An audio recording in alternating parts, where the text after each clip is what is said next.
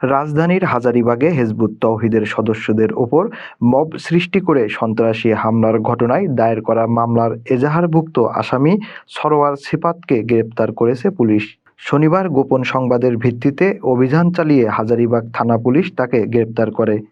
রবিবার CMM court Dhaka তার জামিন নামঞ্জুর করে কারাগারে পাঠানোর নির্দেশ দিয়েছেন।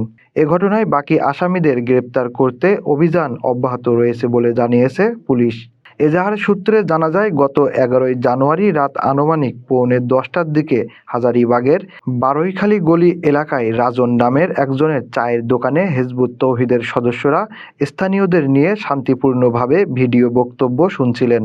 সে সময় স্থানীয় দুই সন্ত্রাসী সহ একদল সংঘবদ্ধ দুষ্কৃতিকারী সেখানে উপস্থিত হয়ে হিজবুত তওহিদের বিরুদ্ধে উস্কানিমূলক কথা বলে এবং তাদের নিষিদ্ধ সংগঠন আখ্যা দিয়ে মিথ্যাচার চালিয়ে মব সৃষ্টি করে।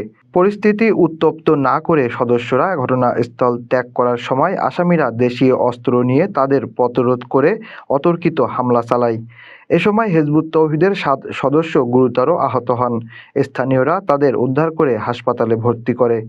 এ ঘটনায় 17 জানুয়ারি হিজবুত তওহিদের রমনা জোনের সভাপতি মোহাম্মদ এরশাদ আলী শিকদার বাদী হয়ে হাজারীবাগ থানায় একটি মামলা দায়ের করেন। মামলায় 11 জনের নাম উল্লেখসহ অজ্ঞাতনামা আরও 7 থেকে 8 জনকে আসামি করা হয়।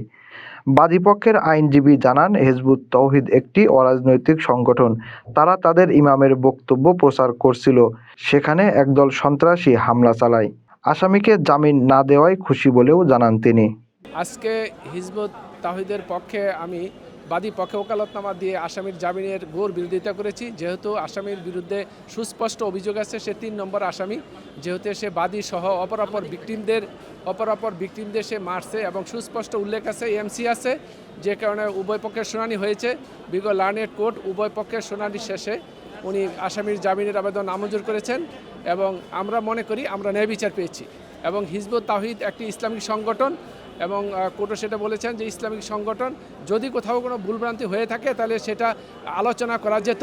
যেহেতু ইসলামিক এই হিজবুত তাওহীদের বিরুদ্ধে পূর্বেও কোনো এরকম অপপ্রচার চালানো হয়েছিল, আসলে তারা দেশ এবং রাষ্ট্রের কোনো বিরোধিতা কাজ করে নাই এ পর্যন্ত। আজকে প্রায় 20-30 বছর হয়ে যায় প্রায়। যে আমরা আশা করি, যেহেতু 326-এর মামলায় একজন ভিকটিম আমাদের এখনও মেডিকেলে ভর্তি আছে এবং তার হাড় ভেঙে গেছে।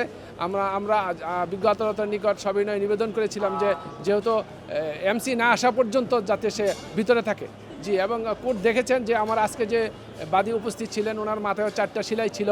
বিজ্ঞ আদালত দেখেই আসামির জামিনের আবেদন নামঞ্জুর করেছেন। 5ই আগস্টের পর আমাদের দেশ যেভাবে চলতেছে আর কি, এই পরিপ্রেক্ষিতে যদি এইভাবে চলতে থাকে এবং দেখা গেছে যে ধর্মের কথা কেউ বলতে গেলে যদি সবাই এইভাবে মারপিট করে, মানে কোনো সুষ্ঠু বিচারের চিন্তা না করে একটা মানুষকে অহেতুক যাচাই বাছাই না করেও মারে, তাহলে দেশে একটা অশৃঙ্খলা বিরাজ করবে। বাংলাদেশ সরকার এবং বহির্বিশ্বে আমাদের ভাবমূর্তি ক্ষুণ্ণ হবে।